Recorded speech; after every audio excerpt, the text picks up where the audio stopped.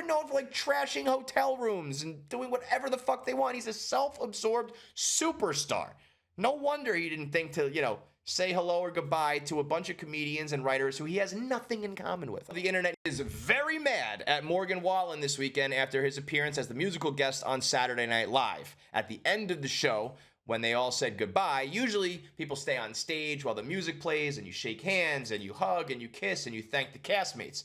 And Morgan Wallen turned to the host, said goodbye to her, and then promptly walked off stage, cutting right across the camera. Now, after leaving abruptly, he then posted a picture on Instagram of his private jet with the caption, "Get me back to God's country." So, safe to say that Morgan Wallen, not a fan of New York City, and I probably could have told you that coming in.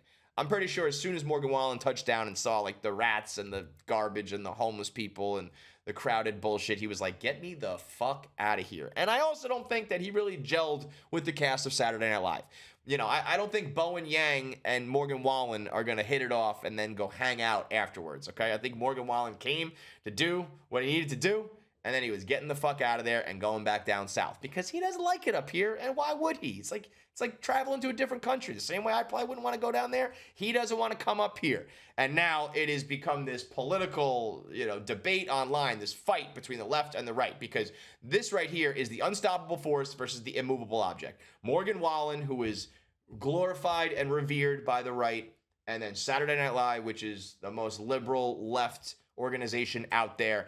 These two are like oil and water, man. So people are saying he's a MAGA prick who stormed off and he's ungrateful. And then the left is like, Saturday Night Live's a bunch of lib cuck pussies. And I'm just like, this is not a fucking story.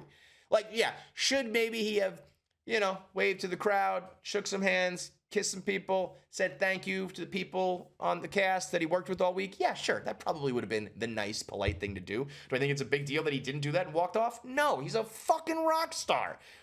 These people are known for like trashing hotel rooms and doing whatever the fuck they want. He's a self-absorbed superstar. No wonder he didn't think to, say hello or goodbye to a bunch of comedians and writers who he has nothing in common with. I mean, yeah, listen, he's an asshole, okay? He said some horrific shit. He throws fucking chairs off of balconies. He does quite literally whatever he wants, whenever he wants. There's a lot worse things to point out Morgan Wallen than walking off the stage of Saturday Night Live a little bit early, okay? So an example of the internet needs to just calm the fuck down. Both sides sound like assholes. This is a non-story. Heartbreaking mess of a situation for Hulk Hogan and his ex-wife Linda as she drops this video out of nowhere after not having been heard from for several years. Linda put out this video saying that she was absolutely miserable while married to Hulk Hogan, and the only thing worse than the marriage was her divorce. She mentions that she's estranged from her daughter Brooke, who got married and had twins without telling either of her parents. And she gives Hulk Hogan a big thumbs down. She goes on to complain that Hulk got remarried to fitness instructor Sky Daly and how he continues to just push through with new business opportunities despite the fact that their family is completely fractured. Now, Hulk and his new wife Sky Daly decided to stitch a video reaction where they're eating popcorn, reacting to her crying her eyes out, talking about how their family is a mess. Now, their divorce was super ugly, don't get me wrong. And as a matter of fact, Linda, despite doing all this crying, in the divorce, she got 70% of the couple's liquid assets and 40% ownership of various companies and $3 million in property. So I can understand that Hulk doesn't want to hear it from her after such a messy divorce where she took him to the cleaners. However, no matter what, that's still the mother of your children and someone you've had history with. And to make a video just chomping on some popcorn, relishing and watching this breakdown for entertainment value, god damn, that is cold-blooded. I mean, I've been through a mess myself, and I would never do something as cold as that. Now, also bear in mind, as soon as Linda Hogan got divorced from Hulk Hogan, she began dating her son's 19-year-old friend. So she's no saint either, okay? So this whole situation is an absolute mess, and it's one of the shining examples of turn your phone off. Not everything needs to be on the internet. A little 1 Minute Man PSA for you. Just something I got to get off my chest. This is not a current event. This is not a news story that I need to bring to you. This is just an opinion I've got on the internet. Chiropractors have gotten too horny. I'm just going to come out and say it. Chiropractors have just become perverts. I'm one of these guys. I watch pimple popping videos. I watch neck cracking videos. I like all that weird, satisfying shit. So I appreciate a good back crack. I appreciate a good neck crack, right?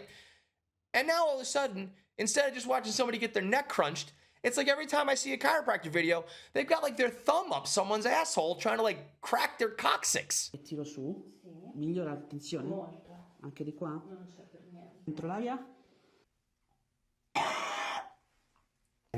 Così dolore, fastidio sul lato sinistro. Sì. They got girls like, heels over, they got girls like ankles behind their ears getting all bent up. Tits and ass, booty shorts out. Chiropractors laying on top of these women, humping and cracking and jiggling.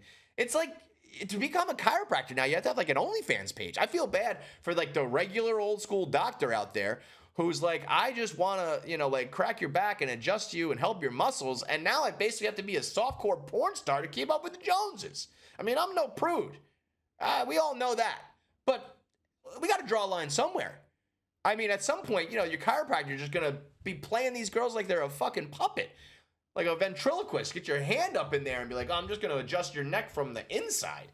I mean, goodness gracious. I don't know where this trend started, but one of these chiropractors decided instead of just doing it normal, we're going to get real horny with it, and now everyone's got to follow suit. If you want followers, if you want clients, if you want to go viral, you got to get a naked chick, you got to be cracking her asshole, and she's got to be half naked. The Yankees may have radically changed the sport of baseball forever this weekend after introducing their new Torpedo bats. For the first time in like the history of the game, I think, somebody decided to change the shape of the bat.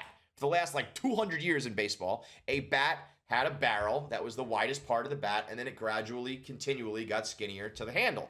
And now this new bat starts out skinny, bulges out wider at the barrel, and then gets skinny again, kind of creating like a bowling pin shape or a torpedo. And now what were the results? Right away, they put up 9 homers on the Brewers and hung 20 runs on Milwaukee. They continued to hit home runs all weekend long. Jazz Chisholm, Anthony Volpe is using it. It is now spread to other teams in the league. The Twins began using the Torpedo bats, and everybody is giving the Yankees and this MIT scientist the credit, saying that this MIT architect has revolutionized everything. Listen, let's pump the fucking brakes, okay? This is just classic scumbag Yankee behavior. This is as Bush League as it gets. Is it cheating? No. There's nothing in the rule book that says you can't do this. And knowing baseball, they are desperate for ratings and popularity, and they want more home runs and more runs, so they're going to let this happen. But make no mistake about this. This is just like playing with a cork bat. This is just like bowling with the bumpers on. Like, you can do it, and you'll play better. But do you really want to be the guy? Do you really want to be that Bush League loser going out there with a butt plug bat because you're not good enough to play with the regular equipment? Ugh, couldn't be me. Go cross town, you're not going to see Francisco Lindor or Juan Soto go out there with this little cheap-ass bat. No. We play baseball the real way, okay?